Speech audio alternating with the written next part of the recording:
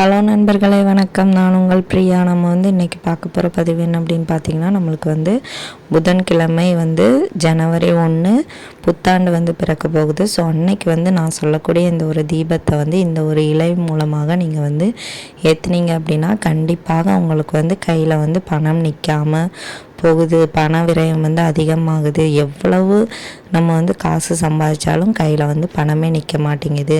கடன் பிரச்சனையே தீர மாட்டேங்குது. இந்த மாதிரி இருக்கிறவங்களுக்கெல்லாம் இந்த ஒரு தீபம் நல்ல ஒரு பலனை தருங்க.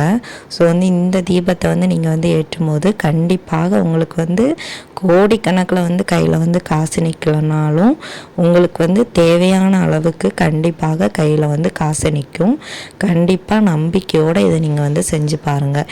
இந்த ஒரு மூலிகை இலை நம்மளுக்கு லக்ஷ்மியும் குபேரரும் அம்சமாக கொண்டது. ஸோ அதனால தான் இந்த ஒரு இலையை நம்ம சொல்கிறோம். அது என்ன இலைன்னு சொல்லிட்டு நம்ம இந்த பதிவில் முழுமையாக பார்க்கலாம். ஸோ அதுக்கு முன்னாடி நம்ம சேனலை நீங்கள் இன்னும் சப்ஸ்கிரைப் பண்ணலை அப்படின்னா மறக்காமல் சப்ஸ்கிரைப் பண்ணி சப்போர்ட் பண்ணுங்கள். உங்களுக்கு லக்ஷ்மி தாயாரையும் குபேரனையும் பிடிக்கும் அப்படின்னா ஓம் லக்ஷ்மி குபேராய நமகங்கிற மந்திரத்தை நம்மளோட கமெண்ட் பாக்ஸில் கமெண்ட் பண்ணுங்கள். நீங்களும் இந்த நாமத்தை அன்னைக்கு முழுவதுமே சொல்லலாம். உங்களுக்கு செல்வ செழிப்பிற்கு எந்த குறையும் இருக்காது. அன்னைக்கு மட்டும்தான் சொல்லணும்னு கிடையாது. அந்த வருடம் முழுவதுமே நீங்கள் சொல்லலாம். நம்ம புத்தாண்டு அன்னைக்கு என்னென்ன பாசிட்டிவான விஷயங்கள் செய்கிறோமோ அது அந்த வருடம் முழுவதுமே நம்மளுக்கு தொடர்ந்து வரும் அப்படின்னு சொல்லப்படுது. ஸோ அதனால தான் நல்ல விஷயங்களை பாருங்கள், நல்ல விஷயங்களை பேசுங்க, நல்ல விதமான உடைகளை அணிங்க, நல்ல கலர்களை போடுங்க அப்படின்லாம் சொல்கிறாங்க. ஏன்னா அன்னைக்கு நம்ம தொடங்குறது நம்மளுக்கு அந்த ஆண்டு முழுவதுமே நிலைச்சி வரணுங்கிறது ஐதீகமாக சொல்லப்படுது. ஸோ அதனால தான் நானும் சொல்கிறேன், இந்த வருடம் முழுவதுமே நீங்கள் இந்த திருநாமத்தை சொல்லிகிட்டே இருக்கலாம். சரி, நம்ம இப்போ அந்த இலை என்னது அப்படின்னு சொல்லிட்டு பார்க்கலாம். இந்த இலையோட பேர் என்ன அப்படின்னு பார்த்தீங்கன்னா,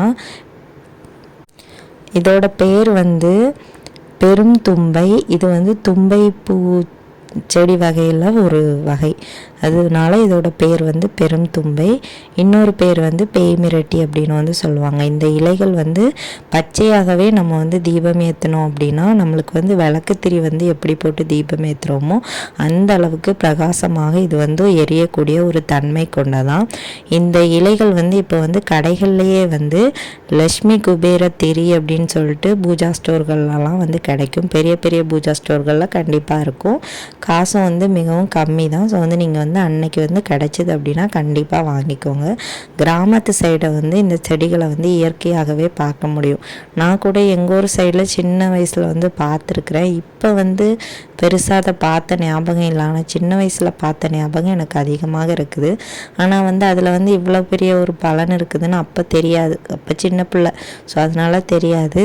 ஸோ இப்போ நம்மளுக்கு இந்த பதிவு நம்ம கண்ணில் பட்டனால நான் உங்களுக்கும் ஷேர் பண்ணுறேன், உங்களுக்கும் உபயோகமாக இருக்கும் அப்படின்ட்டு.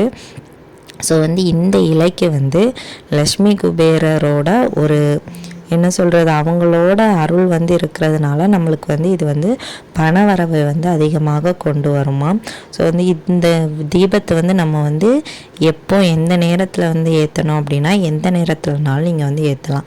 காலையிலையும் ஏற்றலாம், இல்லை மாலை நேரத்துலையும் ஏற்றலாம். புத்தாண்டு அன்னைக்கு கிழக்கு பார்த்து நீங்கள் இந்த ஒரே ஒரு அகல் தீபத்தை ஏற்றுனீங்க அப்படின்னா கண்டிப்பாக அது உங்களுக்கு நல்ல பலன் கிடைக்கும். இந்த தீபத்தை போட்டதுக்கப்புறமா உங்களுக்கு என்ன வேண்டுதல் இருக்கோ, என்ன கஷ்டங்கள் இருக்கோ அதை நீங்கள் சொல்லுங்கள். இது பொதுவாக கண் திருஷ்டி, அப்புறம் இந்த பில்லி சூனிய ஏவல்கள் இந்த மாதிரி உள்ளதை போக்குறதுக்காக இது முன்னோர் காலத்துலலாம் பயன்படுத்திட்டு வந்திருக்கிறாங்க. இப்போ நிறைய பேருக்கு இது தெரியாது. மேக்சிமம் நம்மளுக்கு கல்லடி பட்டாலும் கண்ணடி படக்கூடாதுன்னு சொல்லுவாங்க. ஸோ அந்த கண் திருஷ்டியை போக்குறதுக்கெல்லாம் நம்ம இதை உபயோகிக்கலாம். நிறைய பேருக்கு தொழிலில் பிரச்சனையாக இருக்கும். ஒரு சில பேருக்கு வெளியே போயிட்டு வரும்போது நல்லா பயப்படுவாங்க. அப்புறம் குழந்தைகள்லாம் அடிக்கடி வெளியே போயிட்டு காய்ச்சல்லாம் வந்துடும். ஸோ அந்த மாதிரி இருக்கிறவங்களுக்கு இந்த தீபம் முழுமையாக எரிந்து முடிஞ்சதுக்கப்புறமா அது அந்த சாம்பலாக இருக்கும். அந்த சாம்பலை அதில் இருக்கிற கொஞ்சம் நல்லெண்ணெயை விட்டு குழப்பி நீங்கள் அதை ஒரு மையாட்டு நம்ம பொட்டு வைக்கிற மாதிரி தினமும் வச்சுட்டு வந்தீங்க அப்படின்னாலும் உங்களுக்கு இந்த கண் திருஷ்டி பிரச்சனைகள்லேருந்து விடுபடுவதற்கு நல்ல ஒரு அருமருந்தாக இது வந்து இருக்கும். இதை வந்து நம்ம வந்து இப்போ எல்லாருமே குட்டியாக தான் பொட்டு வைப்போம். ஸோ அதுக்கு மேலே பொட்டாவோ இல்லை மை மாதிரியோ நம்ம வந்து வச்சுட்டு வரலாம்.